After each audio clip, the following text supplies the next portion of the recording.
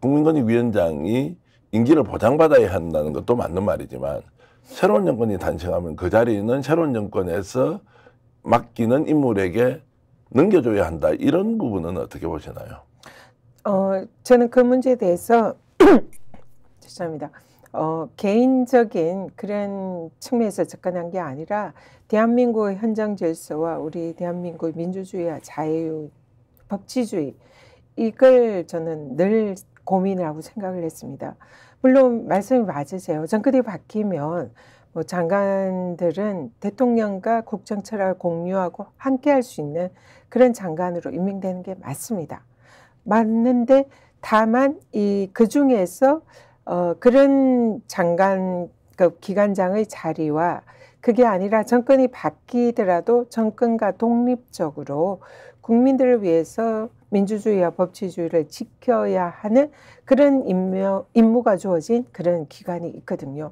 그런 기관이 이제 대표적으로 정치적 중립기관이자 독립기관인 감사원, 그리고 검찰청, 경찰, 그리고 공수처, 또 국가인권위원회, 방송통신위원회, 국민권익위원회 이런 기관들입니다. 그래서 여기는 법에 정권이 바뀌든 어쨌든 법률로 기관의 독립성을 규정하고 임기를 독립성을 수호하기 위해서 기관장 임기를 법에 정해놨어요. 그러면은 그 기관들은 정권이랑 상관없이 국민들만 보고 민주주의와 법치주의를 지켜라 하는 임무가 주어진 기관이거든요. 그렇기 때문에 그 기관은 법을 바꾸지 않는 이상 대통령이 자신이 마음대로 할 수 없는 기관이라는 게 정해진 거예요.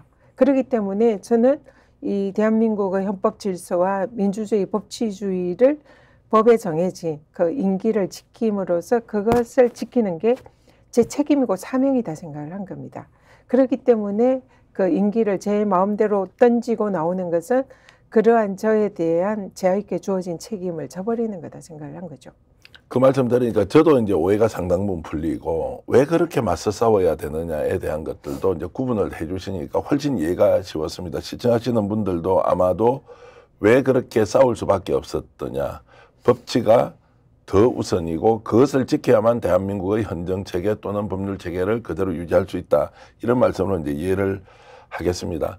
자, 그럼에도 불구하고 윤석열 정권은 그런 이제 정치적으로 독립적이고 또 임기가 법률적으로 보장되어 있는 전현희 위원장을 끝까지 축출하기 위해서 수단과 방법을 가리지 않고 사실 횡포를 부린 거지 않습니까?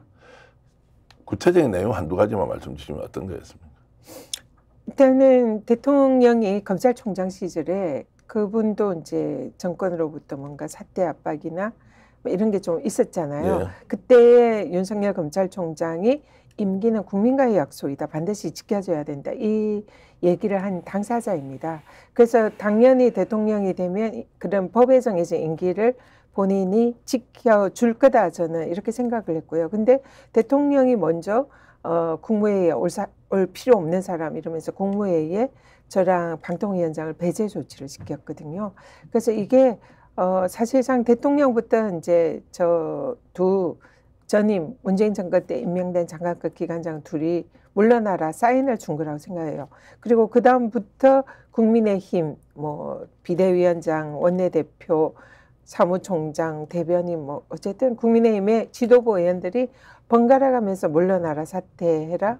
그것도 이제 차마 입에 담기 힘든 모욕적인 언사를 쓰면서 연일 공개적으로 그렇게 이제 하면서 그럼에도 불구하고 이제 제가 물러나지 않으니까 감사원을 통해서 정치적 표적 감사를 이제 시작을 한 겁니다. 그리고 그다음에 권익위 내부에서는 또 대통령 업무 보고를 하지 못하는 그런 자신들의 이제 기관장 이러니까 직원들이 이제 저에 대해서 보고를 하지 않고 사실상 왕따를 시키고 또 언론들이 연일 보수 언론들이 이제 정권의 코드를 맞춰서 저에 대해서 비난하고 뭐 여러 가지 사유로 이제 저에게 파렴치한 그런 걸 씌우는 거죠. 그러면서 극우 보수 유튜브에서는 연일 이제 저에 대해서 뭔가 비리가 있는 것처럼 그런 식으로 이제 매도를 하고 그러니까 대한민국에 제가 설 자리가 없어지는 그러면서 정말 나쁜 사람으로 이렇게 이제 매도가 되는 그런 상황이었죠. 전현 위원장 말씀 들어보면 실제 윤석열 정권 들어서고 나서 특정인을 몰아내기 위해서 권력이 얼마나 사유화되었고 국가 공기관, 공적 기구를 특정인의 축출용으로 썼다는 저 행위에 대해서는 아마 정권이 바뀌고 나면 반드시 책임을 물어야 한다. 우리가 갖고 있는 국가기관이나 제도라는 것이 특정인의 정치적 목적을 위해서 사회화되고 이용됐다는 점은 어떤 경우에도 국민들이 용납하기가 어려울 텐데 이제 이런 부분에서는 직접 목격하시고 직접 당사자였고 수많은 증거들이 남아있기 때문에 어떤 식으로든 국민적 단죄를 받아야 한다. 정치적 견해는 밝힐 수 있지만 나갔으면 좋겠다고 할 수도 있고 불편하니까 좀 사양 좀 해주면 어떠냐고 할 수는 있지만 그것을 아니라고 했을 때 모든 권력기관을 동원해서 특정인을 이렇게 정치적으로 매장을 시키기 위해서 했던 행동, 언론이 거기에서 어떻게 부안해동을 했던지 기억하시면서 우리가 반드시 그 책임을 물어야 한다는 생각이 좀 듭니다. 어찌됐든 그런 과정을 거쳤고 그 참기 어려운 수모 그리고 정말 견디기 어려운 고통을 1년 정도 이제 겪으면서 국민들이 실제 이제 전현희 위원장이 어떤 사람이다. 아, 저분이 저런 면모가 있었네. 라고 하는 이제 평가를 받으면서 지금 현재는 이제 민주당에서는 없어서는 안 될 자원으로 이렇게 이제 지금 자리매김을 하고 있습니다. 참 아이러니합니다. 네, 아이러니합니다. 제 입장에서는 저는 바뀐 거 없고 그대로인데, 예. 네, 평가가 좀 많이 달라진 것 같습니다. 자, 그래서 이제 전현희 위원장이 원래 어떤 분이었던지에 대해서 뭐 저는 비교적 가까이서 이렇게 봐왔는데.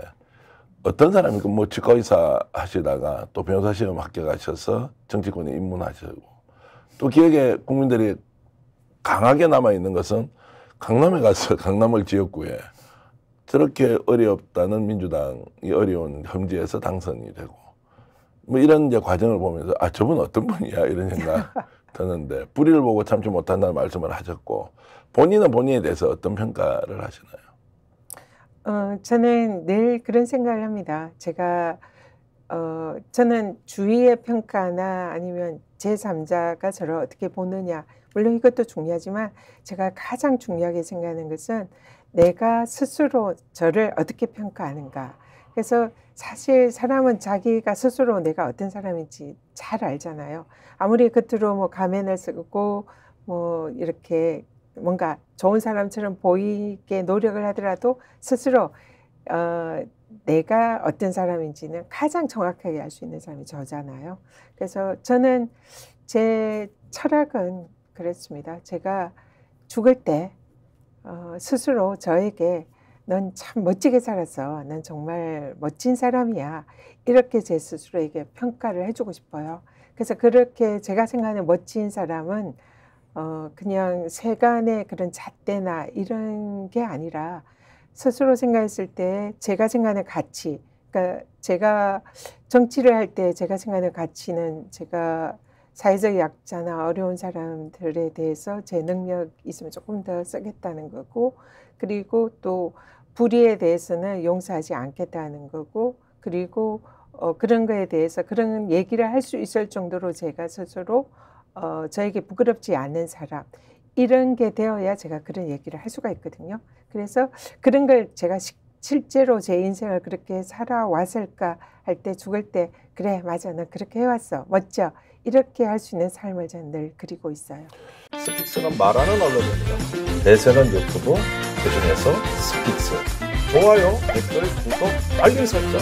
여러분이 저희를 사랑해 주시고 우리가 여러분을 사랑하는 4가지 방법입니다.